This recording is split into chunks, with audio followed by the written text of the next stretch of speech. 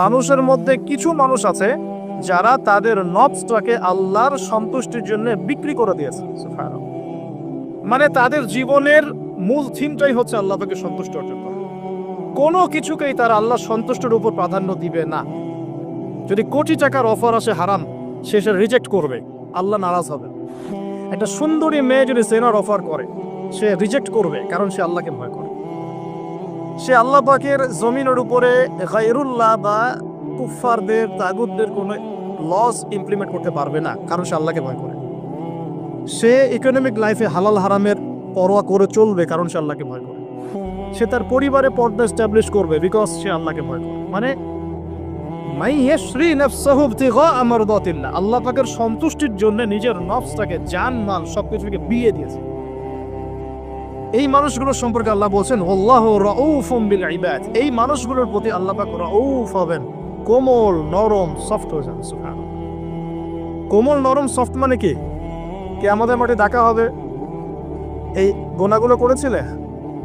জি আল্লাহ, আমি এই গুনাহগুলো করেছি। আল্লাহ পাক পর্দা দিয়ে দিবেন। পর্দার পরে বলবেন যে দুনিয়াতে তোমার এই গুনাহগুলো আমি গোপন করে রেখেছিলাম, আজকেও সবগুলো গোপন করে দিলাম, জান্নাতে চলে যাও। আল্লাহু রাউফুম বিল ইবাদ। আল্লাহ পাক তার বান্দার প্রতি রাউফ, কোমল হবে।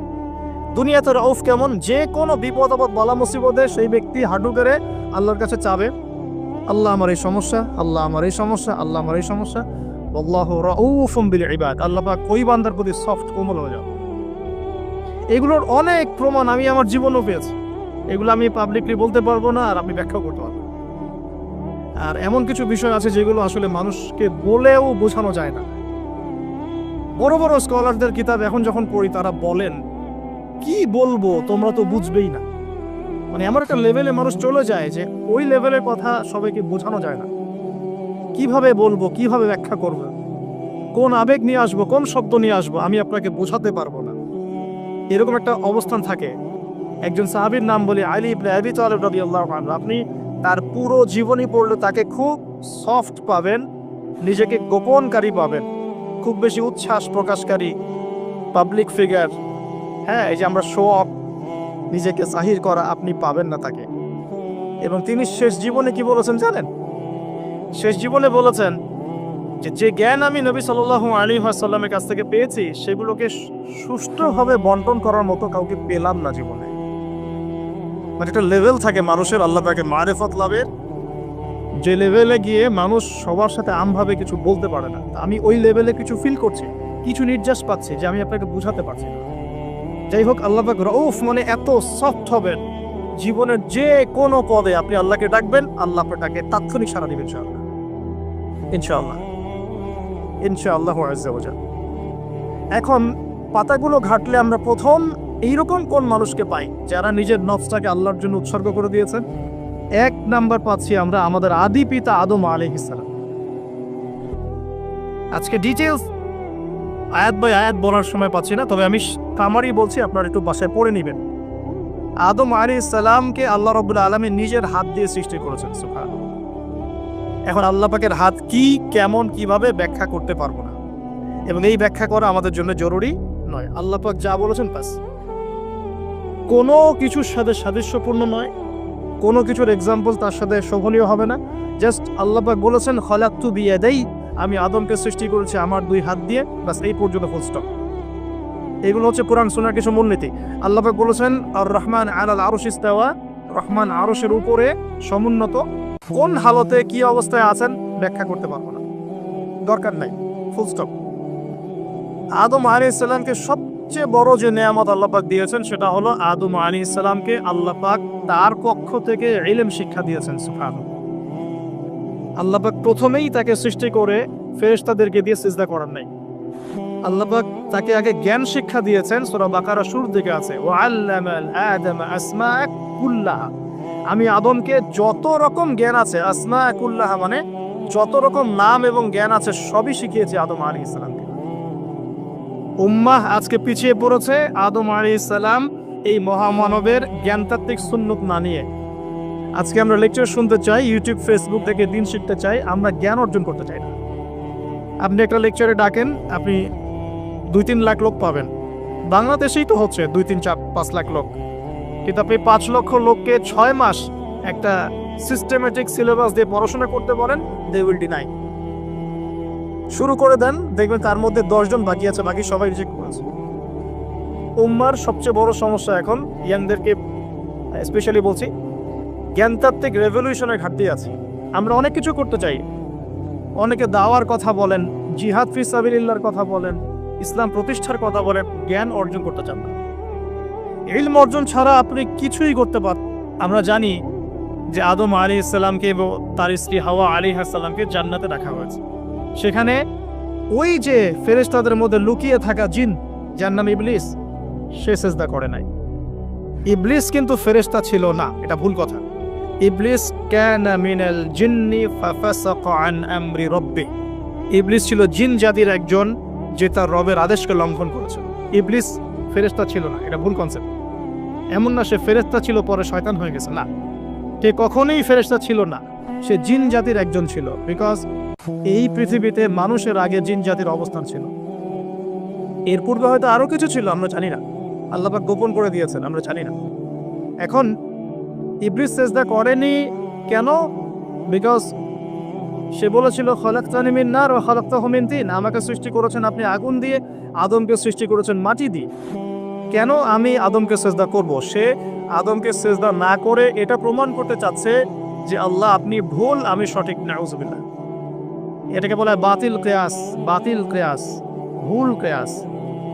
এবং শুধু তাই না, আল্লাহ রাব্বুল আলামিন তাকে ওয়ার্ন করার পরেও সে কিন্তু ইউটার্ন করে তওবা করে ফিরে আসে নাই। সে তার মতের উপর অটল ছিল। পক্ষান্তরে আমাদের পিতামাতা যখন ফল খেয়ে ফেলেছেন জান্নাতে, যখন পোশাক খুলে গেছে, জান্নাতের পোশাক খুলে গেছে, ফল খাওয়ার পর প্রথম যে ঘটনা ঘটেছে, গায়ের পোশাকটা খুলে গেছে। দেখেন, সর্বপ্রথম আমাদের পিতামাতাকে জান্নাতে ফেরেশতাদের সামনে ইবলিস নগ্ন করে দিয়েছে। এটা ছিল আমাদের প্রতি ইবলিসের সবচেয়ে বড় আঘাত। শুরুতে, প্রথম আঘাত, শুরুতে শিরক করাতে পারে নাই, বেদাত করাতে পারে নাই, হারাম খাওয়াতে পারেনি ইত্যাদি। শুরুতে আমাদের পিতামাতাকে সে অবাধ্যতায় লিপ্ত করে গা থেকে জান্নাতের পোশাকটা খুলে ফেলে দিয়েছে।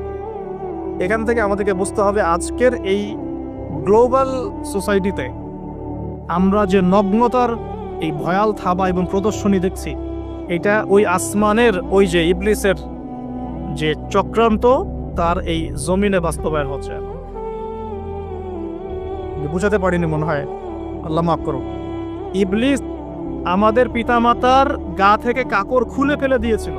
সূরা আরাফে আল্লাহ পাক এটা বলেছেন, ইয়াতিউ আনহুমা লিবাসাহুমা লিউরিয়াহুমা মিন সাওয়াতিহিমা। হে বনু আদম, তোমরা সতর্ক থেকো, তোমাদের পিতামাতার গা থেকে কিন্তু ইবলিস কাপড় খুলে ফেলেছিল, তোমরা পৃথিবীতে গিয়ে আবার সেই কাজ করো না। তাহলে এখন আমরা একটু বুঝতে চেষ্টা করি, ইন্টেলেকচুয়াল অডিয়েন্স সবাই আমরা, আমাদের ক্রিটিক্যাল থিঙ্কার্স দরকার। তাহলে এখন যে সোসাইটির মধ্যে নগ্নতার, বেহায়াপনার সয়লাভ চলছে, every single city and country, including Dhaka, the city of আফিরুজ্জামান, সেটাও তো দেখেন কোথায় আপনি মানে শালীনতা পাচ্ছেন। ইসলামিক কান্ট্রি হিসেবে আলহামদুলিল্লাহ এখানে অনেক কিছু পার, ওয়ার্ল্ডের অন্যদিকে তাকিয়ে দেখো। তার মানে ইবলিসের ওই এজেন্ডা এখন পৃথিবীতে কিছু মানুষ বাস্তবায়ন করছে, তাদের সাথে ইবলিসের একটা যোগসূত্র আছে আদর্শিক। আল্লাহ পাক আমাদের মা বোনদেরকে বেপরদামি থেকে হেফাজত করুন এবং আমাদের চোখগুলোকে আল্লাহ পাক পবিত্র করুন। কিভাবে আপনি চোখ নামিয়ে চলবেন এই সমাজের মধ্যে, এটা এত সহজ নয়, আমরা খুব ভালো করে জানি এটা এত সহজ নয়। তো দেখুন, অনেক ভিতরে চলে যাচ্ছি। আদম আলাইহিস সালাম হাওয়া আলাইহিস সালামকে সর্বপ্রথম নগ্ন করে দিয়েছে ইবলিস। তারা কিন্তু তওবা করে ফিরে এসেছে। কি সেটা? রব্বানা, আমরা বলি রব্বানা যালামনা আনফুসানা ওয়া ইল্লাম তাগফির লানা ওয়া তারহামনা লানাকুনান্না মিনাল খাসিরিন। যখনই আমাদের পিতামাতা বুঝতে পারলেন যে তারা একটা ভুল করে ফেলেছেন, তখন তারা তওবা করে ইউটার্ন করলেন আল্লাহর দিকে, যেই কাজটা ইবলিস করে নাই। এই কাজটা ইবলিস না করার কারণে সে কাফের হয়ে গেছে, চিরস্থায়ী জাহান্নামী হয়ে গেছে। আর এই তওবা করে ফিরে আসার কারণে আমাদের পিতামাতা জান্নাতি হয়ে গেছে। আল্লাহ পাক এই কারণেই তার রাসূলের মাধ্যমে জানিয়েছেন যে প্রত্যেক আদম সন্তান, কুল্লু বনি আদম খাত্তা, প্রত্যেক বনু আদম হচ্ছে পাপী। আমরা সবাই পাপী, আমরা সবাই পাপী, পাপের তো শেষ নাই আমাদের, আল্লাহ মাফ করুন। ওয়া খায়রুল খাত্তাইন আত-তাওয়াব, যারা তওবা করে ফিরে আসে এরাই হচ্ছে শ্রেষ্ঠ পাপী। জীবনের যে কোনো সময় যদি কেউ খালেস ভাবে আল্লাহর দিকে তওবা করে ফিরে আসতে পারে, আল্লাহ পাক এক মুহূর্তের মধ্যে তার আমলনামার সমস্ত গুনাহ মাফ করে নেকি দিয়ে পরিবর্তন করতে পারে। এগুলো হাদিস থেকে বলছি, ডিটেলস বলতে পারছি না আমি কোডগুলো। তো এখন এই মহামানবের জীবন থেকে আমরা কি শিখলাম? দেখো, তাকে আল্লাহ পাক ইলমের নিয়ামত দিয়েছেন। তার মানে আমরা যদি গতানুগতিক মুসলিম না হয়ে এক্সট্রা অর্ডিনারি মুসলিম হয়ে আল্লাহর সাথে সাক্ষাৎ করতে চাই, দুনিয়াতে বেঁচে থাকতে চাই, পরকালে জান্নাত চাই, তাহলে আমাদেরকে আগে ইলমের চর্চা করতে হবে। এবং এই জ্ঞানের চর্চা মানে ক্লাসিক্যাল সিলেবাসে আপনাকে পড়াশোনা করতে হবে, শুধু একটা লেকচার শুনে নয়, ফেসবুক ইউটিউব দেখে তো মোটেই নয়। এখান থেকে মাঝে মাঝে কিছু নলেজ নেওয়া যায়, কিন্তু এগুলো কখনো কনস্ট্রাকটিভ নলেজ নয়। বরেণ্য ওলামায়ে কেরাম যারা থাকবেন আপনাদের বেস্ট পসিবল ওয়েতে, তাদের কাছে গিয়ে পরামর্শ করে বইপত্র পড়তে হবে। আদারওয়াইজ আপনার মেমোরি এবং জ্ঞানটা বিক্ষিপ্ত হয়ে যাবে। এখনকার ইয়াং জেনারেশনের অন্যতম সেরা প্রবলেম হচ্ছে তাদের মস্তিষ্ক বিক্ষিপ্ত। তাদের মস্তিষ্কে কনস্ট্রাকটিভ কোনো সিলেবাসে পড়াশোনা নাই। আজকে এই বই, কালকে ওই বই, কালকে আদনান ভাইয়ের লেকচার, পরশুদিন আজহারি ভাইয়ের লেকচার, তারপরের দিন আরেক ভাই, তারপর আরেক ভাই। আবার সমাজে তো এক একজন এক এক কথাও বলছে, তখন তার মাথাটা পুরো পাজলড, হ্যাঁ, ম্যাসাকার্ড। এই মাসালা এটা বলছেন, ওই মাসালা ওইটা, তার ওইটা কি হবে, ওইটা কি হবে। সলিউশন হচ্ছে ক্লাসিক্যাল ইসলামিক সিলেবাস পড়াশোনা করতে হবে। আমি খুব শর্ট করে গেলে সাবজেক্টগুলো বলে দিই আপনাদের। 1 নম্বর, ফার্স্ট অফ অল কোরআন কারীম। কোরআনুল কারীমের মধ্যে থাকবে authentic recitation, translation, Quranic grammar এবং অ্যারাবিক ল্যাঙ্গুয়েজ, 4টা বিষয়। তারপর থাকবে হাদিস নবী সাল্লাল্লাহু আলাইহি ওয়াসাল্লাম। হাদিসের মধ্যে সহজ হাদিসের কিতাবগুলো পড়তে হবে। ফর এক্সাম্পল মিশকাতুল মাসাবিহ, রিয়াদুস সালিহিন, বুলুগুল মারাম, আপনার ফয়জুল কালাম, হাদিসে আরবাইন, এরকম কিতাবগুলো আগে, তারপরে আস্তে আস্তে আস্তে আপনি কঠিন কিতাবের দিকে যাবেন। তবে এগুলো ওস্তাদ ছাড়া হয় না। এরপর দরকার হচ্ছে সিরাত, নবী সাল্লাল্লাহু আলাইহি ওয়াসাল্লামের পবিত্র জীবনী। এই জীবনী যার জানা নাই, সে তার জীবনটাকে রাসূলের সিরাতের আলোকে মেলাতে পারবে না। এবং দ্বীন ইসলাম নিয়ে কিছু করতে চাইলে রাসূলের সিরাতের সুন্নাহ মাফিক করতে পারবে না। এরপর দরকার ইকোনমিক্সের জ্ঞান, ইসলামিক ইকোনমিক্স অবশ্যই। তারপরে দরকার হচ্ছে ইসলামিক ইতিহাসের জ্ঞান, ফিকহের জ্ঞান, আকীদার জ্ঞান, উসুলের জ্ঞান। এভাবে একটা কনস্ট্রাকটিভ সিলেবাস দাঁড়ায়। তারপরে গিয়ে একজন মানুষের জ্ঞানটা পাকাপোক্ত হবে। সময় লাগুক না, 10 বছর, 15 বছর, 20 বছর। আমরা দোয়া করি আল্লাহর কাছে, আল্লাহ পাক আগামী পুরো 20 বছর আমাদেরকে পড়াশোনা করার তৌফিক দান। করতে থাকবো। আমাদের বেশি কথা বলার দরকার নেই, করতে থাকবো, জানতে থাকবো। এখন তাহলে আমরা আজকে প্রথম একটা লেসন পেলাম। গতানুগতিক মুসলিম না হয়ে এক্সট্রা অর্ডিনারি মুসলিম হতে হলে প্রথমে এই মহামানবের জ্ঞানতাত্ত্বিক শিক্ষা নিতে হবে, ইলমের মেহনত হবে ইনশাআল্লাহ তাআলা।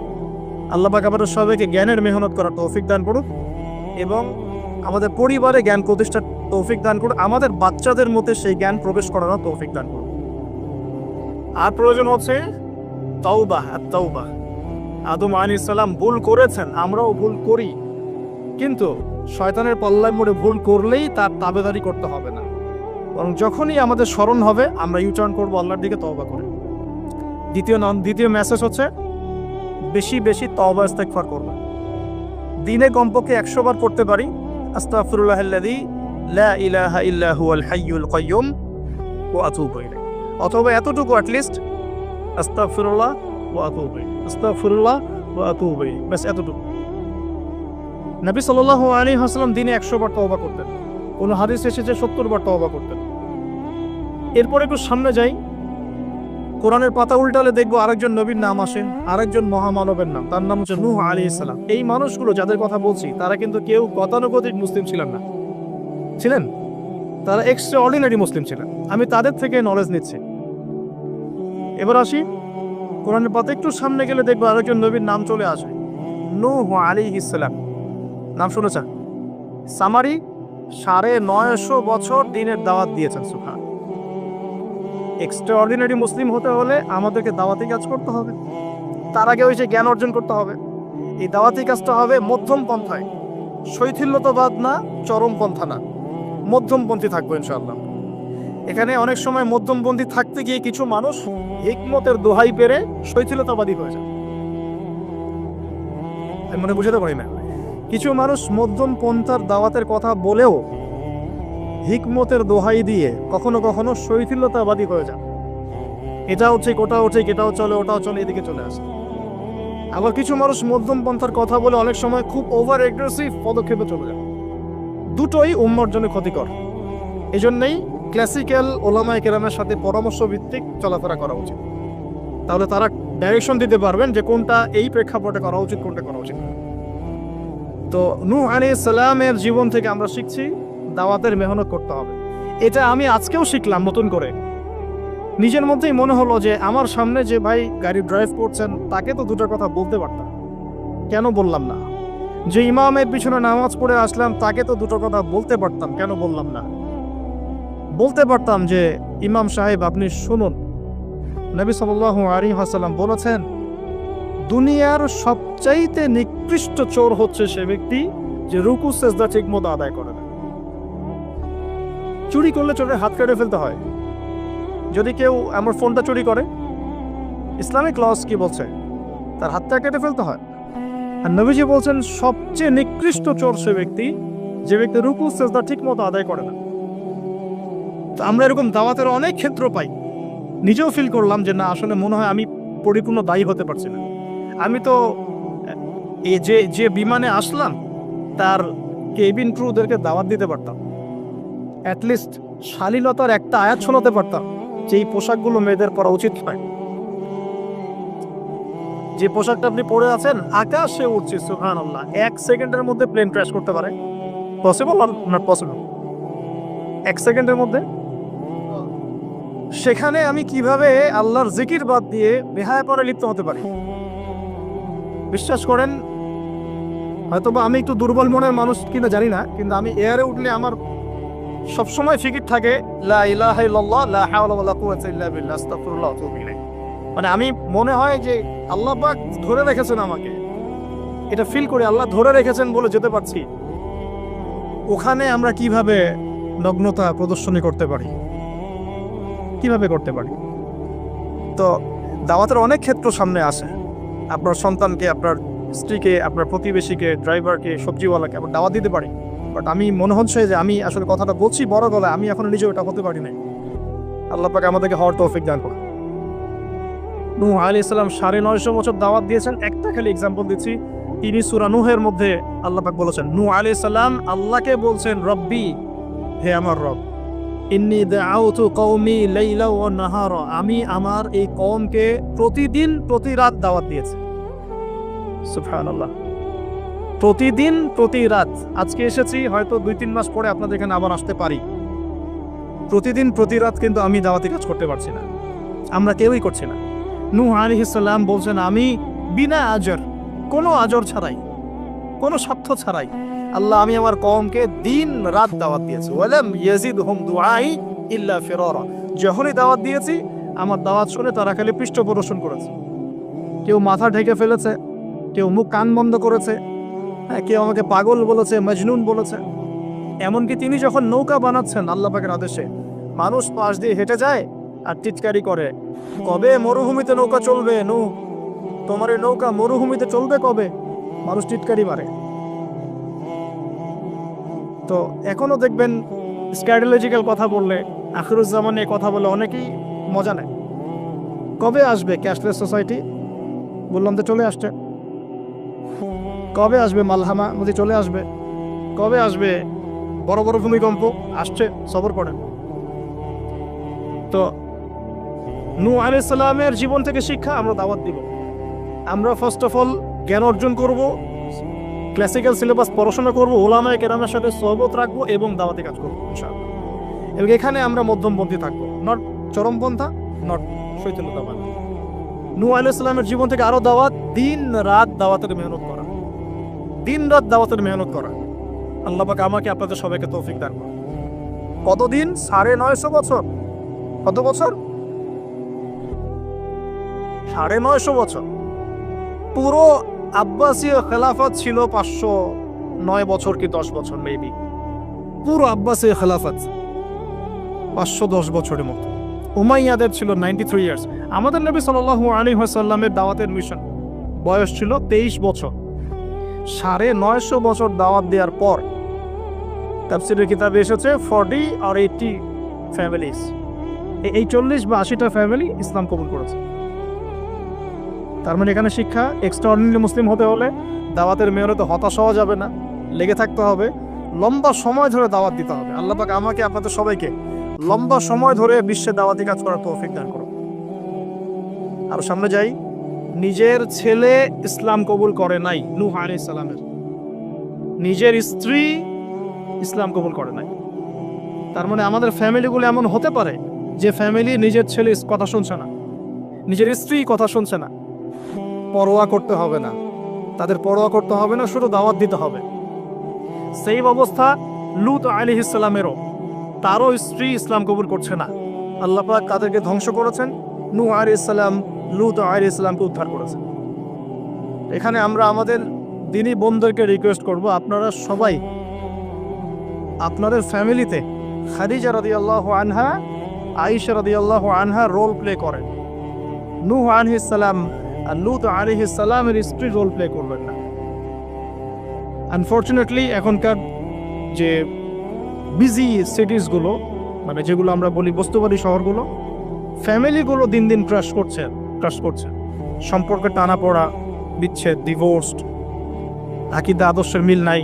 স্বামী ইসলাম প্র্যাকটিস করলে স্ত্রীর সমস্যা, স্ত্রী প্র্যাকটিস করলে স্বামীর সমস্যা। এই প্রবলেমসগুলো আমাদেরকেই সলভ করতে হবে। আল্লাহ পাক আমাদেরকে সবর করার তৌফিক দান করুন। পারিবারিক তালিমটা খুব বেশি ইম্পর্টেন্ট। পরিবারে তালিম চালু করা উচিত। পরিবারে কোরআন এবং হাদিসের কিতাবগুলো থেকে দার্সের ব্যবস্থা করা উচিত এবং সপরিবারে ওলামায়ে কেরামদের সাথে পরামর্শ করে চলা উচিত। ইনশাআল্লাহ ভালো হবে। আল্লাহ পাক তৌফিক দান করবেন। নূহ আলাইহিস সালামের আরেকটা কথা বলে শেষ করি। টেসে যখন নৌকা ডুবছে, তিনি তার ছেলেকে তখনও পিতৃস্নেহে ডাকছেন, নৌকায় আসো বাবা। ছেলে বলছে যে আমি পাহাড়ে উঠে যাব, ইয়াসিমুনি মিনাল মা, এই পাহাড় আমাকে পানি থেকে বাঁচাবে। নূহ আলাইহিস সালাম বলছেন, আল্লাহ তুমি আমার ছেলেকে বাঁচাও, ইন্নাহু মিন আহলি, সে আমার পরিবারের একজন। আমরা বলি না আমাদের সন্তানদের ক্ষেত্রে, আল্লাহ পাক বলছেন লাইসা মিন আহলিক, সে তোমার পরিবারের কেউ না। এখানে একটু হার্ড লাইনে যেতে হবে আমাদেরকে। অনেক সময় আমরা আমাদের ফ্যামিলির মধ্যে এমন কিছু মানুষকে পাই যারা টোটালি ইসলামকে ডিসকারেজ করেন, অস্বীকার করেন, নাস্তিকতায় লিপ্ত থাকেন, ইসলামের বেসিক ফান্ডামেন্টালগুলোকে ডিনাই করেন। এই ব্যাপারে কঠোর হওয়া উচিত। আল্লাহ পাক আমাদেরকে বোঝার তৌফিক দান করুন। পাতা উল্টালে এরপর একজন নবীর নাম আসে না, আসে একজন নেতার নাম। মুসা আলাইহিস সালামকে আল্লাহ পাক একটা বিজয় অভিযান দিয়েছিলেন বাইতুল মাকদাস, অনেকে বলেন মাকদিস, আমাদের স্টেট দখল করে আছে।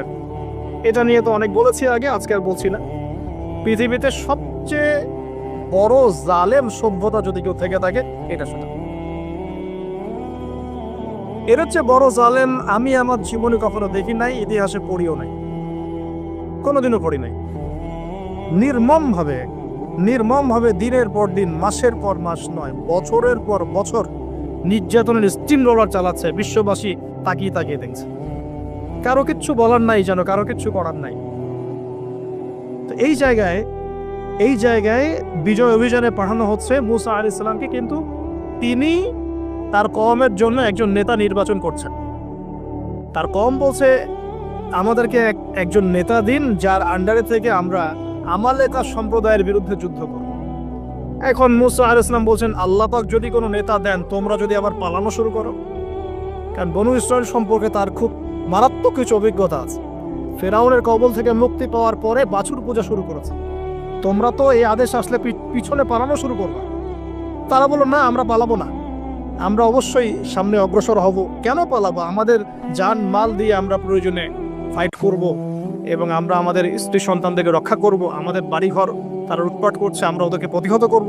অনেক কথা বলেছে, সূরা বাকারাতেই পাবেন আপনি ইনশাআল্লাহ।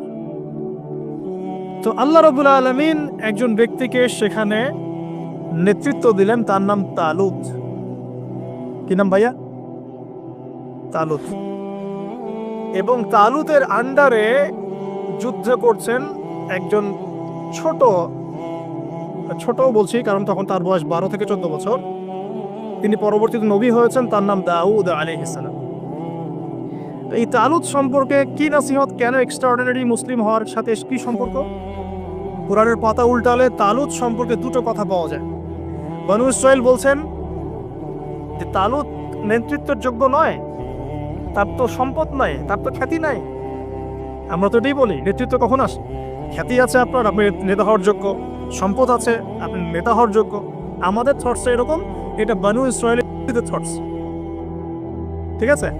কিন্তু আল্লাহ পাক বলছেন, সূরা বাকারাতে আছে যে আল্লাহ রাব্বুল আলামিন তাকে দিয়েছেন বাসতাতান ফিল জিসমি ওয়াল ইলম। তালুতকে আমি নেতৃত্ব দিয়েছি কারণ তালুতকে আমি আল্লাহ দুটো নেয়ামত দিয়েছি। এক হচ্ছে শারীরিক ফিজিক্যাল শক্তি এবং সুস্থতা এবং জ্ঞানের প্রজ্ঞার পারদর্শিতা। তাহলে নেতৃত্বের দুটো গুণ পেলাম, প্রজ্ঞা, জ্ঞান এবং শারীরিক সুস্থতা, শক্তি। এক্সট্রাঅর্ডিনারি মুসলিম হতে হলে আমাদের সবাইকে সুস্থ থাকতে হবে, ফিজিক্যালি স্ট্রং থাকতে হবে। এটার জন্য এখনকার লাইফস্টাইল ত্যাগ করতে হবে। You have to change your food habits and lifestyle. আমাদেরকে এক্সট্রাঅর্ডিনারি মুসলিম হতে হলে অবশ্যই ফিজিক্যালি ফিট থাকতে হবে।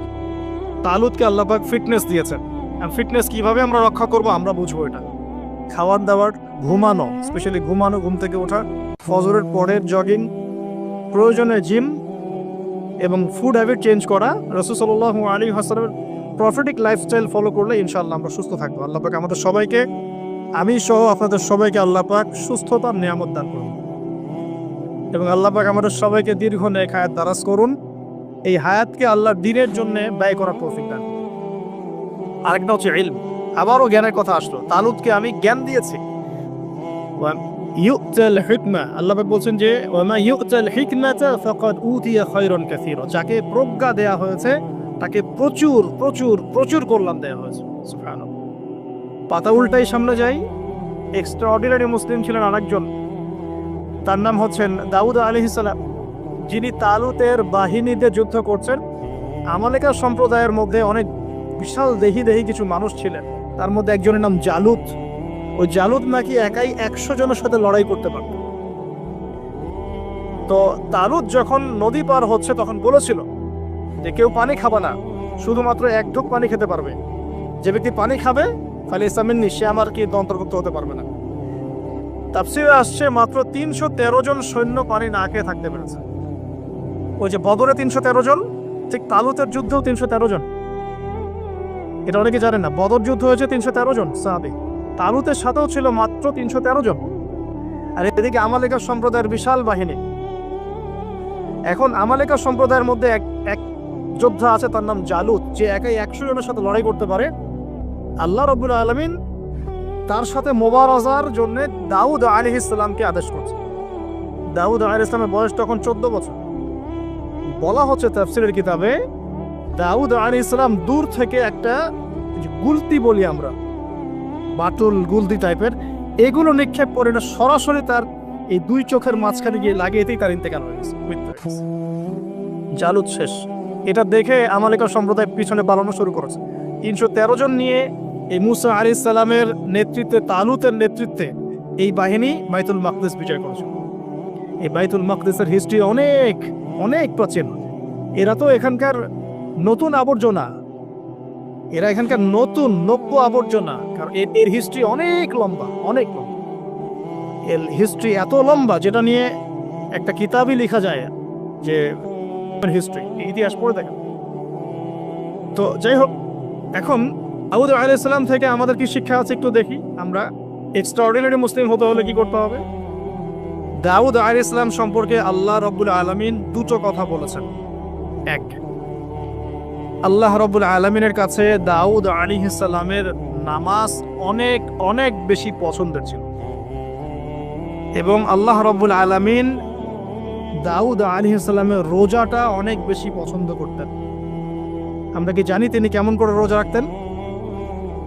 একদিন রোজা রাখতেন, পরের দিন রাখতেন না, তারপরে আবার রাখতেন, তারপর রাখতেন না, তারপর আবার রাখতেন, তারপর রাখতেন না। এভাবে তিনি সারা বছর রোজা রাখতেন। সুবহানাল্লাহ। এবং রাতের বেলা এত চমৎকার করে জাবুর তেলাওয়াত করতেন আর নামাজে দাঁড়িয়ে থাকতেন, তার এই জাবুরের তেলাওয়াত শুনতে পাখি, অনেক তাফসিরে আসছে পাখি, মাছ, অন্যান্য প্রাণী তারা এসে চুপ করে বসে তার তেলাওয়াত শুনতো। এগুলো কোনো গাল গল্প নয়। বিশ্বাস করেন আল্লাহ পাকের এই পৃথিবীতে যত মাখলুক আছে সবাই আল্লাহর ইবাদত করে, সবাই। আল্লাহ পাক তো আমার নামাজের মুখাপেক্ষী নন। আসমান নামাজ পড়ছে, জমিন নামাজ পড়ছে, চন্দ্র সূর্য নামাজ পড়ছে, পাহাড় পর্বত নামাজ পড়ছে। একজন সুফি পীর সাহেবের সাথে সাক্ষাৎ রয়েছিল, তিনি বলেছেন যে আমাদের বডির মধ্যে যে কীট পতঙ্গগুলো থাকে সেগুলো তাসবিহ পাঠ করে। তো আল্লাহ পাক তো আমার নামাজের মুখাপেক্ষী নন। তো এখান থেকে এক্সট্রা অর্ডিনারি মুসলিম হতে হলে, আহসান হতে হলে আমাদেরকে নামাজ ঠিক করতে হবে। আল্লাহ পাক আমাদের সবাইকে দাউদ আলাইহিস সালামের মতো সুন্দর করে নামাজ পড়তে তৌফিক দান। আর দাউদ আলাইহিস সালামের এই সুন্নতের উপর আমল কে করেছেন সবচেয়ে বেশি? আমাদের নবী মুহাম্মদ সাল্লাল্লাহু আলাইহি ওয়াসাল্লাম। অ্যাট লিস্ট আমরা তার উম্মত, তার মতো করে নামাজটা তো পড়তে শিখব। বিশ্বাস করেন এখন ম্যাক্সিমাম মসজিদ, আমি এখানকার অবস্থা জানি না, আমি আমার লোকালিটির কথা বলছি, ম্যাক্সিমাম মসজিদ বাইতুল্লাহ থেকে এখন বাইতুল নাস হয়ে গেছে। বুঝতে পারেননি? বাইতুল্লাহ মানে আল্লাহর ঘর, যেখানে আল্লাহর বিধান চলবে, আল্লাহর মতো আল্লাহ যেভাবে সন্তুষ্ট হন সেই নামাজ চলবে। এখন চলছে বাইতুল নাস, মানুষের সন্তুষ্টির নামাজ, মানুষের সন্তুষ্টির নামাজ। মসজিদ কমিটির অনেক মসজিদ কমিটির সভাপতি সব সুদখোর, ঘুষখোর, দুর্নীতিবাজ ভর্তি। ইমাম সাহেব কিছু বলতেও পারে না, বেচারা কি বলবে, বললেই তো চাকরি শেষ। একদিন এক ইমাম সাহেবের সাথে গল্প হচ্ছিল, তিনি বলছেন যে আমি ভাই প্রথম দিন খুতবা দিয়েছি সুদের উপরে, তারপরে আমাকে সুন্দর করে রিমান্ডে নিয়ে নিল আর কি কমিটি। তারপরে তওবার উপরে আমি আলোচনা করেছি, তওবার উপরে আলোচনা। এগুলো কিন্তু বাস্তবতা।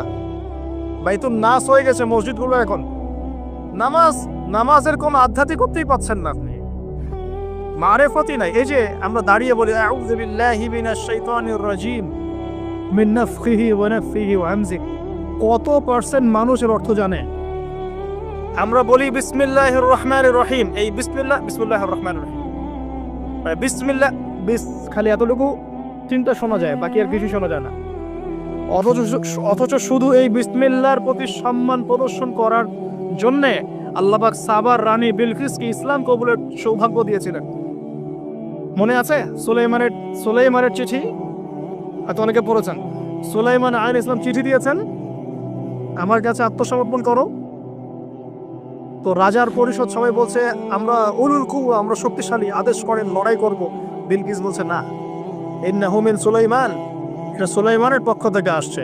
ওয়া ইন্নাহু বিসমিল্লাহির রহমানির রহিম, এখানে আছে পরম করুণাময় অসীম দয়ালু আল্লাহর নামে শুরু করছে। এই বিসমিল্লাহর প্রতি সম্মান প্রদর্শনের ওসিলায় আল্লাহ রাব্বুল আলামিন এই তাবার রানী বিলকিসকে এই ইসলাম কবুলের সৌভাগ্য দিয়ে দিয়েছেন। বিসমিল্লাহ ঠিক নাই তেলাওয়াতে, কোরআন তেলাওয়াত ঠিক নাই নামাজের মধ্যে, এক একটা হরফের উচ্চারণ কোথায় কি হচ্ছে কি বুঝতেই পারছি না আমরা। আলহামদুলিল্লাহ রাব্বিল আলামিন কি পড়লো আল্লাহই ভালো জানে। এটা কি মন্ত্র নাকি?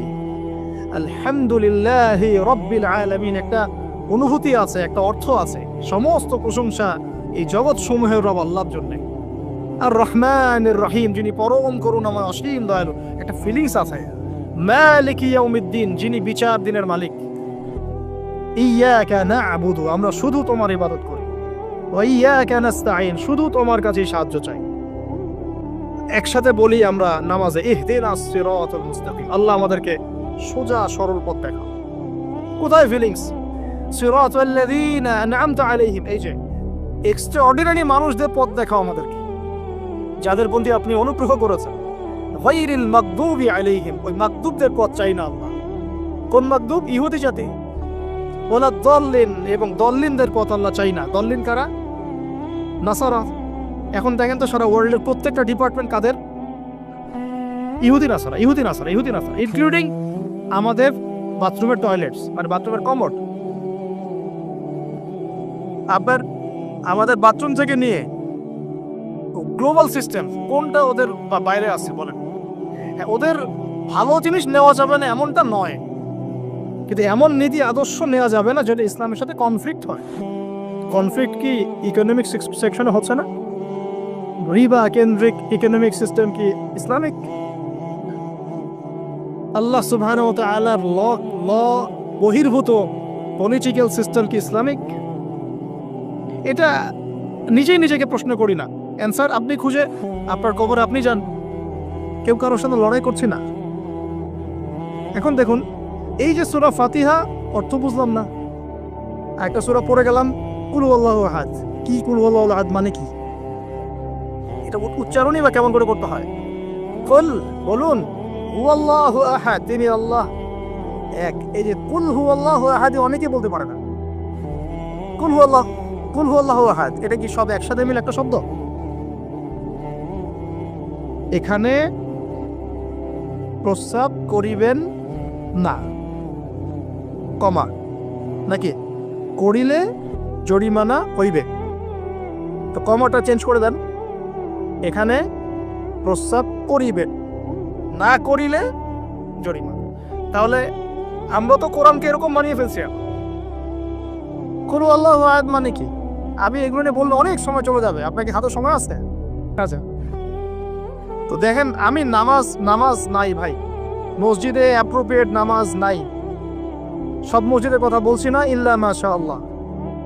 অনেক মসজিদ এখন বাইতুন নাস হয়ে গেছে, মানুষের বাইত, আল্লাহর ঘর নাই, সূরা ঠিক নাই। এরপরে রুকু, এই যে রুকু করলাম, রুকুতে গিয়ে একটা বার সুবহানা রাব্বিয়াল আযীম বলারই সময় পাওয়া যাচ্ছে না। অন্তত 3 বার 5 বার 7 বার তো বলবে, বা 3 বার তো অ্যাটলিস্ট বলবে। এই উঠে সামি আল্লাহু লিমান হামিদা। হুলিমান হামিদা কি? হুলিমান হামিদা বলে কি কোনো শব্দ আছে? নতুন শব্দ বানালাম আমি একটা। সামি আল্লাহ, আল্লাহ তার কথা শোনেন। লিমান হামিদা, যে তার কথা, যে আল্লাহ প্রশংসা করে। সামি আল্লাহ, আল্লাহ তার কথা শোনেন। লিমান হামিদাহু, যে তার প্রশংসা করে। এটা অর্থ আছে তো? সামি আল্লাহ হুলিমান হামিদা। হুলিমান হামিদা মানে কি? প্রতিটা জায়গায় সমস্যা, প্রতিটা জায়গায় সমস্যা। নামাজ, এখানে আমি একটা কথা বলতে ভিতরে চলে আসি। নামাজের আমাদের তাজকিয়া উঠে যাচ্ছে, আধ্যাত্মিকত্ব পাচ্ছেন না। আপনি নামাজ নিজে পড়ে নিজে ফিল হচ্ছেন আপনি নামাজ পড়েছেন। সেজদায় গেলেন, সেজদা মনে হচ্ছে ব্যায়াম, টাপাস টাপাস। মাঝখানে বসারও সময় নাই, মাঝখানে বসে যে একটু দোয়া পড়তে হয়, আল্লাহুম্মা গফিরলি ওয়ারহামনি। কত চমৎকার দোয়া, আল্লাহুম্মা গফিরলি, আল্লাহ আমাকে মাফ করে দাও। ওয়ারহামনি, আল্লাহ আমাকে রহম করো। ওয়াফিনি, আমাকে নিরাপত্তা দান করো। ওয়ারযুকনি, আমাকে রিজিক দান করো। এই তো দোয়া। নামাজের দোয়া বাদ দিয়ে নামাজের পরে লম্বা দোয়া, হ্যাঁ, নামাজের মূল দোয়াই নাই। আর আমাদের বাংলাদেশে কিছু গ্রাম আছে, ওখানে আবার দোয়া নিয়েছে মারামারি আর কেচান। এক একজন বিড়ি ফ্যাক্টরি মালিক, বিড়ি ফ্যাক্টরি, তামাক ফ্যাক্টরি, ওরা মসজিদে গন্ডগোল করে, দোয়া হাত তুলে করবে না করবে না। মানে বাদ দেন, আল্লাহ হেফাজত করুন আমাদেরকে। আল্লাহ আমাদেরকে পরিপূর্ণরূপে নামাজ পড়া তৌফিক দান করুন। নামাজে প্রত্যেকটা বিষয় বুঝে বুঝে পড়লে এত মজা লাগে, এত স্বাদ লাগে, আপনি নামাজে ডুবে যাবেন। আর নবী সাল্লাল্লাহু আলাইহি ওয়াসাল্লাম কিভাবে সারা রাত নামাজ পড়তে পারেন, রাতের একটা লম্বা অংশ কেমন করে নামাজ পড়তে পারতেন? কারণ তিনি তো ফিল করতেন কি পড়তেছেন। তার তো ক্লান্তি লাগতো না। তার পা কখন ফুলে গেছে তার টেরি নাই, টেরি পাচ্ছেন না তিনি। কেন সাহাবীদের পা থেকে তীর খোলা যেত? কারণ নামাজে দাঁড়িয়ে তারা ডুবে গেছেন আল্লাহর মধ্যে। আল্লাহ এটা তো বললে অনেকে আকীদার প্রশ্ন তুলবে। আসলে আল্লাহ পাকের সাথে আমি বিলীন হয়ে যাচ্ছে এখানে। এই বিলীন মানে কি? শারীরিক বিলীন। আমার মনন আল্লাহর প্রতি নিবদ্ধ হয়ে যাচ্ছে। এই তো নামাজ। এই নামাজ মেরাজুল মুমিন বলে না? আল্লাহ মুমিনদের জন্য মেরাজ, নামাজটাই তো মুমিনদের জন্য মেরাজ। তো মেরাজ মানে কি? সাক্ষাৎ, দেখা সাক্ষাৎ। আমাদের নামাজে তো আল্লাহর কোনো ফিলিংসই আসছে না। সেজদা করছে, সেজদায় নবীজি বলেছেন বেশি বেশি দোয়া করো, কারণ সেজদায় যে দোয়াটাই করবা কবুল হয়ে যাবে ইনশাআল্লাহ। সেজদায় তাসবিহ পড়ারই টাইম পাচ্ছি না, দোয়া করবো কখন? একটা দোয়া করতে গিয়ে দেখলাম ইমাম সাহেব তাশাহুদ শুরু করে দিয়েছে, আর আমি তাশাহুদ ধরতে গিয়ে দেখলাম তাশাহুদ শেষ করতে করতে সালাম শেষ, আমার দরুদ শরীফ বাকি আছে। তো ওই জন্য বিশ্বাস করেন আমি নামাজটা আবার দৌড়ায় পড়ে আসছি, মাগরিবের নামাজ।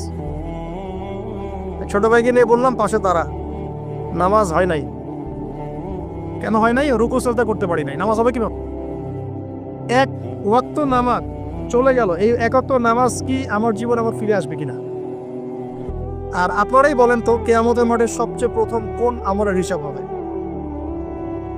আমার এই বড় বড় কথা, দিন কায়েম, জিহাদ, এই সেই, হাবি জাবি, অনেক বড় বড় কথা, নামাজ ঠিক নাই, কি হবে? ফায়দা আছে কোনো? এই জিনিসটা যদি আমাদের সমাজ থেকে আস্তে আস্তে বিদায় নিতে থাকে তাহলে তো সমস্যা। আল্লাহ পাক আমাদের সবাইকে পরিপূর্ণ নামাজি হওয়ার তৌফিক দান করুন। একটা কথা বলতে গিয়ে অনেক ভিতরে চলে আসলাম। দাউদ আলাইহিস সালামের নামাজ আল্লাহর কাছে অনেক প্রিয় ছিল, আর তার সওম রোজা আল্লাহর কাছে অনেক প্রিয় ছিল। আমাদের সবাইকে আল্লাহ পাক এই মহামানবের জীবন থেকে নামাজ শেখার তৌফিক দান করুন, রোজা রাখার তৌফিক দান করুন। এবং কোরআনে তিনি জাবুর তেলাওয়াত করতেন, এত মধুর সুরে তেলাওয়াত করতেন, পাখি এসে তার তেলাওয়াত শুনতো, মাছ এসে তেলাওয়াত শুনতো। আমাদের তেলাওয়াত মাশাআল্লাহ বললে মানুষ বিরক্ত হচ্ছে, আমাদের তেলাওয়াত শুনে মানুষ বিরক্ত হচ্ছে। তো আল্লাহর ওয়াস্তে আমি একটু রিকোয়েস্ট করি সবাইকে, আল্লাহর ওয়াস্তে আপনারা সবাই বিশুদ্ধ করে তার তিলের সাথে কোরআন তেলাওয়াত করা শিখবেন ইনশাআল্লাহ। 1 বছর সময় লাগে লাগুক, 2 বছর লাগে লাগুক, 3 বছর লাগে লাগুক, এর কোনো শেষ নেই। চমৎকার করে সুন্দর করে মাধুর্যের সাথে কোরআন তেলাওয়াত করা শিখুন। আল্লাহ পাক আমাদের সবাইকে ডেইলি অন্তত 1 পারা করে তেলাওয়াত করার তৌফিক দান। এতে ইনশাআল্লাহ জীবনে বরকত হবে, হায়াতে বরকত হবে, রিজিকে বরকত হবে, আল্লাহর সাথে কানেকশন থাকবে, কোরআনের সাথে আপনার সম্পর্ক থাকবে। কোরআন কাল কিয়ামতে আপনার পক্ষে সাক্ষী দিবে। আল কোরআন হুজ্জাতুল লাকা আলাইহি, কোরআন আপনার পক্ষে সাক্ষী দিবে বা বিপক্ষে সাক্ষী দিবে। আল্লাহ রাসূল বলেছেন লা হাসাদা ইল্লা ইসনাতাইন, 2 জন ব্যক্তি ছাড়া কারো প্রতি ঈর্ষা করা জায়েজ নাই। এক, রাজুলুন আতাহুল্লাহুল কোরআন, এমন একজন ব্যক্তি যাকে আল্লাহ পাক কোরআন দিয়েছেন, সুবহানাল্লাহ, ইয়াকুমু বিহি আনা আল-লাইল ওয়া আনা আন-নাহার, যে কোরআন কেন্দ্রিক, সে দিনের বেলা আমল করে, রাতে তাহাজ্জুদের নামাজ পড়ে। আরেকজন ব্যক্তি রাজুলুন আতাহুল্লাহু মালান, একজন ব্যক্তি যাকে আল্লাহ পাক সম্পদ দিয়েছেন, ইউনফিকু বিহি আনা আল-লাইল ওয়া আনা আন-নাহার, এই টাকা পয়সা মাল সম্পদ ইসলামের জন্য সে দিন রাত খরচ করে। এই 2 ব্যক্তি ছাড়া অন্য কারোর প্রতি ঈর্ষা করা যায় না। আর এগুলো হাদিস তো অনেক শুনেছেন, প্রত্যেক হরফে 10 নেকি করে পাবেন। কোরআন আপনার পক্ষে সাক্ষী দিবে। সূরা বাকারা, যে ঘরে তেলাওয়াত করা হয় সূরা বাকারা, শয়তান সেই ঘর থেকে দূর দূর করে পালিয়ে যাবে। সূরা আলী ইমরানের শেষের 10 আয়াত মুখস্থ করবেন, সূরা বাকারার শেষের 3টা আয়াত মুখস্থ করবেন, সূরা হাশরের শেষের 3-4টা আয়াত মুখস্থ করবেন, সূরা কাহাফের প্রথম 10টা আয়াত মুখস্থ করবেন, সূরা কাহাফের শেষের 10টা আয়াত মুখস্থ করবেন। এরকম অনেকগুলো সূরা আছে, সূরা ফালাক, নাস, ইখলাস, সূরা ফালাক, নাস, ইখলাস, কাফিরুন ইত্যাদি। নামাজ শেষ করব? আচ্ছা, ওকে, আমি গুটিয়ে নিচ্ছি ইনশাআল্লাহ। তো আমরা দাউদ আলাইহিস সালামের কথা শুনলাম, আরেকজন মহামানব। আর কয়েকজনের কথা জাস্ট সংক্ষিপ্ত করে টাচ করে শেষ করে দিচ্ছি। তার ছেলে সুলাইমান আলাইহিস সালাম, নাম শুনেছি তো? আল্লাহ পাক তাকে জিন জাতির উপর কর্তৃত্ব দিয়েছিলেন, বাতাসের উপর কর্তৃত্ব, তার আংটিতে তার লাঠি, সিংহাসন, এক কথায় তাকে আল্লাহ পাক এত বড় রাজত্ব দিয়েছেন যেটা আল্লাহ পাক এর আগেও কাউকে দেন নাই, পরেও কাউকে দেন নাই। এখান থেকে আমরা শিখছি শক্তিশালী মুসলিম হওয়ার একটা নাসিহাত, শক্তিশালী মুসলিম হওয়ার। তো আমাদের সবাইকে শক্তিশালী মুসলিম হওয়ার চেষ্টা করতে হবে, আল্লাহ পাক তৌফিক দান করুন। এই শক্তি গেইন করার চেষ্টা করতে হবে, আল্লাহ পাক তৌফিক দান করুন। দুর্বল মুমিনের চাইতে শক্তিশালী মুমিন আল্লাহর কাছে বেশি পছন্দ। এখানে ইসলামের শক্তি আমরা দেখতে পাচ্ছি। আরো সামনে যাই, পাতা উল্টাই, দেখবেন একজন অত্যন্ত অপূর্ব সুন্দর, আমাদের মুরাদ ভাইয়ের মতো অপূর্ব সুন্দর একজন মহামানবের কথা আছে, ইউসুফ আলাইহিস সালাম। আমরা সূরা ইউসুফ পড়তে শিখি নাই এখনো। আমরা সবাই মনে করি সূরা ইউসুফ মানে হচ্ছে ইউসুফ জুলাইখার প্রেম কাহিনী, আমরা এটাই মনে করি। সূরা ইউসুফকে আল্লাহ পাক সবচেয়ে শ্রেষ্ঠ উপন্যাস বলেছেন, আকসারাল কাসাস। একটু গভীরভাবে পড়ে দেখবেন অর্থগুলো। এটা ইউসুফ জুলাইখা প্রেম কাহিনী নয়, এটা ইউসুফ আলাইহিস সালামের সাথে তার বাবার মহব্বতের কাহিনী। সুবহানাল্লাহ, এটা পিতা আর সন্তানের মহব্বতের কাহিনী। এত মহব্বত যে যে সন্তান 20 বছর আগে হারিয়ে গেছে, যে সন্তান কূপ থেকে রাজপ্রাসাদে, রাজপ্রাসাদ থেকে জেলখানায়, জেলখানা থেকে আবার মিশরের গভর্নমেন্ট মানে পলিটিক্যাল পাওয়ার এসেছেন, বাবা কিন্তু এটা জানেন না। কিন্তু সন্তান যখন একটা জামা পাঠিয়ে দিচ্ছে, জামা, এই কমিজটা নিয়ে যাও, আমার বাবার চোখে দিও, বাবা দৃষ্টি ফিরে পাবে। ওই কমিজ নিয়ে যখন কিছু মানুষ আসছে তার বাসার সামনে, তিনি বলছেন, ইন্নী লাআজিদু রিহা ইউসুফ, আমি আল্লাহর কসম ইউসুফের গন্ধ পাচ্ছি। এটা মারা বুঝতে পারবেন, সন্তানের গন্ধ পাওয়া যায়। বাবারা বুঝবো, সন্তান মায়েদের আমাদের ছেলে মেয়েদের গন্ধ আমরা বুঝি, এটা আমার ছেলের গন্ধ, এটা মেয়ের গন্ধ। ইউসুফ আলাইহিস সালামের কামিজ আসছে 1200 মাইল দূর থেকে, আরো বেশি বা কম হবে, আর এখানে তার বাবা গন্ধ পাচ্ছেন। মোহাব্বত, এই কথাটা, এই আয়াতটা আসলেই চোখ দিয়ে পানি বের হয়ে যাবে। ইন্নী লাআজিদু রিহা ইউসুফ, আমি ইউসুফের গন্ধ পাচ্ছি। আর মানুষ বলছে আপনি পাগল হয়ে গেছেন, কতদিন আগে ইউসুফ চলে গেল, আপনি ইউসুফের কথা বলতে বলতে বলতে বলতে চোখ অন্ধ করে ফেললেন কাঁদতে কাঁদতে, এখন বলছেন যে ইউসুফের গন্ধ পাচ্ছেন। সুবহানাল্লাহ। তো সূরা ইউসুফ পিতা আর সন্তানের প্রেম কাহিনী, মহব্বতের কাহিনী, ট্র্যাজেডি লাইফের। ভাইদের ষড়যন্ত্রে চলে গেলেন কূপে, কূপ থেকে রাজপ্রাসাদে, রাজপ্রাসাদ থেকে জেলখানায়। জেনার আহ্বান করছে তাকে, তিনি বলছেন মাআযাল্লাহ, আমি আল্লাহর কাছে আশ্রয় প্রার্থনা করছি। এখানে আমরা সূরা ইউসুফ পড়তে গিয়ে ইউসুফ আলাইহিস সালামের বাহ্যিক সৌন্দর্য নিয়ে কথা বলি, তার চরিত্র, তার বাহ্যিক সৌন্দর্য অনেক বেশি সুন্দর। সূরা ইউসুফ আলাইহিস সালামের এই যে জেনা থেকে মুক্ত থাকার শিক্ষা, এটা যদি আমাদের যুব সমাজ নিতে পারে, ইনশাআল্লাহ অর্ধেক কাজ হয়ে যাবে ইনশাআল্লাহ। কত পার্সেন্ট যুবক আছে বলেন দেখি, একটু অনেস্টলি বলেন, সূরা ইউসুফ আলাইহিস সালামের মতো এরকম তাকওয়া, পরহেজগারিতা, জেনা মুক্ত জীবন যেমন করতে পারে। আমরা তো আরো ইচ্ছা করে প্রেম করি, অ্যাফেয়ার করি, রেপ করি, এই করি সেই করি। আর তাকে অফার করা হচ্ছে সম্ভ্রান্ত পরিবারের একজন রাজার স্ত্রী। ক্বালাত হাইতা লাক ক্বালা মাআযাল্লাহ। তাহলে এই মহামানব জীবন থেকে শিক্ষা আছে। আরেকটা বিষয় আছে রুইয়াল হক, এখানে সত্য স্বপ্নের কথা আছে। তাই যারা বেশি পরহেজগার হবেন, আপনারা কিন্তু সত্য স্বপ্ন দেখবেন এবং স্বপ্নের সত্যতা ডিনাই করবেন না। শেষ জামানায় মুমিনের স্বপ্ন বেশি বেশি সত্য হবে। যদি সত্য স্বপ্ন দেখেন, ভালো স্বপ্ন দেখেন, প্রিয়জন কোনো প্রিয় মানুষকে বলবেন। যদি দুঃস্বপ্ন দেখেন, খারাপ স্বপ্ন দেখেন, কাউকে বলতে যাবেন। এখানে পড়লে আপনি দেখবেন কাফেরের স্বপ্ন সত্যি হয়েছে। আরেকটা স্ট্র্যাটেজি আছে সূরা ইউসুফে, এর আগে একটা লেকচারে বলেছিলাম। ইউসুফ আলাইহিস সালাম এমন অর্থনৈতিক পরিকল্পনা গ্রহণ করেছিলেন যার ফলশ্রুতিতে মিশরের লক্ষ লক্ষ মানুষ দুর্ভিক্ষ থেকে বেঁচে গেছে। তাহলে এখনকার আমাদের পারিবারিক ক্ষেত্রেই হোক, সোশ্যাল বা ওয়ার্ল্ড অ্যাফেয়ার্সই হোক, ওই ইকোনমিক পলিসি যদি লঞ্চ করা যায়, ইনশাআল্লাহ তাআলা দেখবেন জনগণ না খেয়ে মরবে না। আর এই কথাটা আমি সবাইকে বোঝাতে পারি, বাংলাদেশের মানুষকে বোঝাতে পারি না। কারণ ইউসুফ আলাইহিস সালাম এখানে 7 বছর মেয়াদি একটা পরিকল্পনা নিয়েছেন। অপচয় করো না, যতটুকুতে কাজ হয়ে যায় এতটুকু ব্যবহার করো, বাকিটা সেভ করো। দুর্ভিক্ষ সামনে আসছে, তখন ইনশাআল্লাহ বেঁচে যাবে তোমরা। তাহলে সূরা ইউসুফ থেকে আমরা শিখলাম কি? রুইয়াল হক, সত্য স্বপ্ন, ক্যারেক্টার। আমরা শিখলাম এখানে চরিত্র পবিত্র রাখার ব্যাপার। শিখলাম পারিবারিক বাবা সন্তানের মহব্বত। এক্সট্রাঅর্ডিনারি মুসলিম হতে হলে এগুলো দরকার আছে। একটু সামনে যান, একজন ব্যক্তির নাম বলছে ইউনুস আলাইহিস সালাম, নাম শুনেছেন কিনা? আমরা সবাই জানি তিনি মাছের পেটে ছিলেন। কেন ছিলেন এটা অনেকে জানি না কেন। তিনি আল্লাহ পাক তাকে ওই পরীক্ষায় ফেলেছেন, 3 দিন 3 রাত মাছের পেটে। তখন তিনি কি দোয়া করছেন? লা ইলাহা ইল্লা আনতা সুবহানাকা ইন্নী কুনতু মিনাজ জালিমিন। আল্লাহ পাক বলছেন সূরা সফফাতের মধ্যে, তিনি যদি এই দোয়াটা না পড়তেন, লা লাবিসা ফি বাতনিহি ইলা ইয়াউমি ইউবআসুন, কিয়ামত পর্যন্ত তিনি মাছের পেটে থাকতেন। নাউজুবিল্লাহ। তাহলে এখান থেকে আমরা শিখলাম জীবনে অনেক চড়াই উতরাই আসবে, সবর করতে হবে। দাওয়াতের মেহনতে সবর করতে হবে। মানুষ কবুল করলো না, দেখার দরকার নেই, আমি আমার গতিতে দাওয়াত দিতে থাকবো।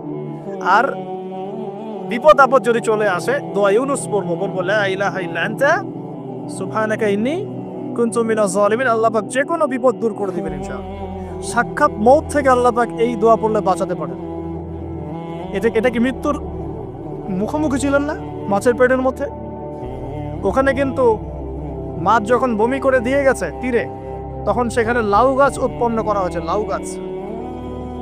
তো এটাতে আপনারা বুঝে পারেন যে এর সাথে কি সম্পর্ক আছে। তো ইউনূস আলাইহিস সালামের জীবন থেকে শিক্ষা কি? এই দোয়া করব, লা ইলাহা ইল্লা আনতা সুবহানাকা ইন্নী কুনতু মিনাজ জালিমিন। আরেকজন নবীর নাম আইয়ুব, মহামানব, অনেক দিন অসুস্থ, মনে আছে? দীর্ঘদিন অসুস্থ। এখানে একটা কথা বড় লোভ সামলাতে পারছি না, সালাত আমরা একসাথে পড়বো ইনশাআল্লাহ। আছে, সেটা হচ্ছে আইয়ুব আলাইহিস সালাম কখন এই দোয়া করেছেন? রব্বি আন্নী মাসসানিয়াদ দুররু ওয়া আনতা আরহামুর রাহিমিন। রোগ যখন আস্তে আস্তে আস্তে তার জিহ্বাতে এসেছে, জিহ্বা দিয়ে তার জিকির করতে কষ্ট হচ্ছে, তখন তিনি বলছেন, আল্লাহ আমাকে অনেক দুঃখ দুর্দশা স্পর্শ করেছে, আমি জিকিরটা ঠিক মতো করতে পারছি না, আল্লাহ আমাকে শেফা দান করো। সুবহানাল্লাহ। এখন আল্লাহ রাব্বুল আলামিন তাকে গোসল করালেন, সুস্থতা লাভ করলেন, তাকে আহাল পরিবার দিলেন, আরোগ্য দান করলেন। শিক্ষা জীবনে যত বড়ই রোগ ব্যাধি বিপদ আপদ বালা মুসিবত আসুক না কেন, এই দোয়াটা পড়বো, আশা হব না, হতাশ হব না, আল্লাহর প্রতি সুধারণা রাখবো, দোয়া করবো, রব্বি আন্নী মাসসানিয়াদ দুর ওয়া আনতা আরহামুর রাহিমিন। ইনশাআল্লাহ শেফা হয়ে যাবে। সেই লোভনীয় কথাটা এটা। আইয়ুব আলাইহিস সালামের শরীরে রোগ ছিল, কলবে কি রোগ ছিল? আইয়ুব আলাইহিস সালামের কলবে কি রোগ ছিল? রোগটা দেহে ছিল। এখন 1 মিনিটের জন্য যদি আমরা আমাদের পোশাকটাকে চেঞ্জ করি, দেহটাকে কলবের পোশাক দেই, কলবটাকে দেহের পোশাক দেই, বলেন তো কত % মানুষ সুস্থ থাকবে?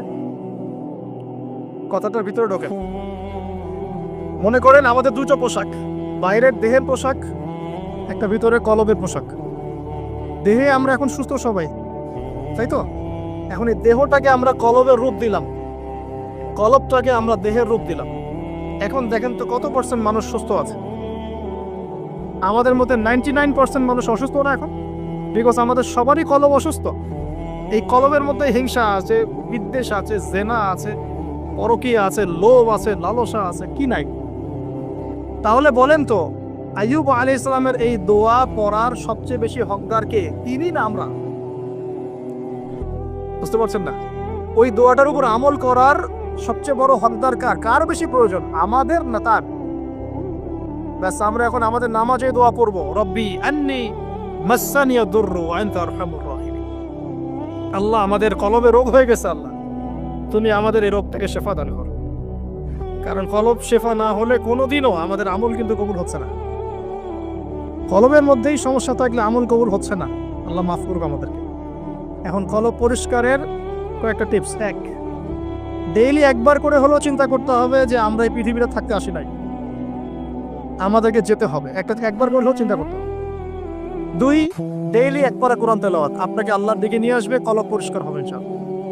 ডেইলি জিকির আজগার, হিসনুল মুসলিম বই থেকে ডেইলি জিকির আজগার করবো ইনশাআল্লাহ, কলব পরিষ্কার হবে।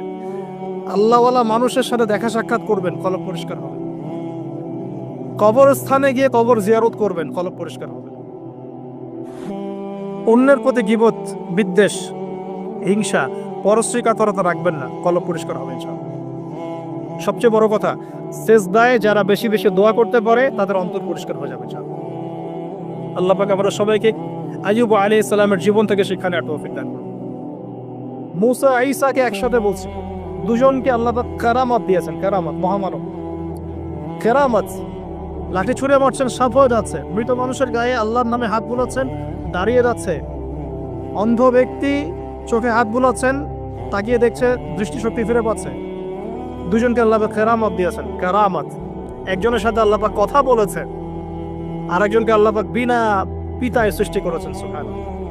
যাকে আল্লাহ পাক এখন উপরে উঠিয়ে নিয়েছেন, আবারও আসবেন ইনশাআল্লাহ।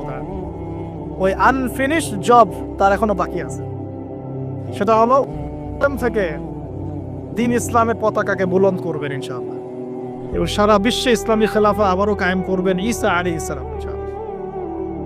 এবং মিথ্যা মাসিহ হত্যা করবেন ঈসা আলাইহিস সালাম। তার আগ পর্যন্ত